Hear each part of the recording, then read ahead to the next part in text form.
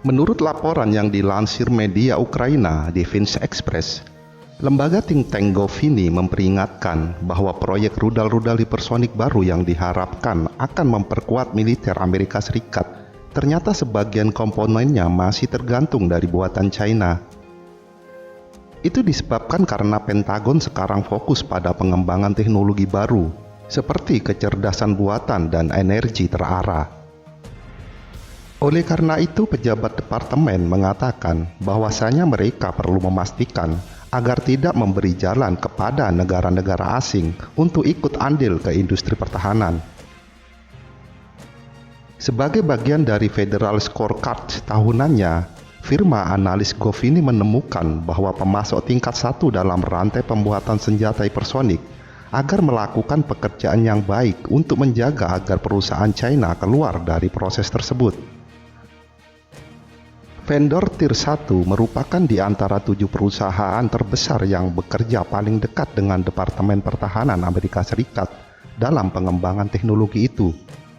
Tetapi pada tingkat ketiga, di mana perusahaan menyediakan komponen penting yang lebih kecil, sedangkan pengaruh pemasok China tumbuh hampir 10%, dan perkiraan angka ini hanya tumbuh pada level terendah. Wakil Presiden Senior Strategis dan Analisis Govini, Jim Matter, mengatakan, dalam beberapa kasus, satu-satunya pemasok komponen penting adalah China. Ini tidak berarti bahwa suku cadang China akan berakhir dalam pembuatan senjata hipersonik Kementerian Pertahanan. Namun China mungkin dapat membahayakan perkembangan teknologi hipersonik melalui partisipasi dalam rantai pasokan, dan sangat penting bagi Kementerian Pertahanan untuk memastikan bahwa ini tidak terjadi, kata Jim Matter. Laporan Pentagon selama 2 tahun terakhir telah menimbulkan kekhawatiran tentang industri pertahanan, terutama ketika menyangkut bahan berkualitas tinggi dan pengetahuan tentang desain rudal.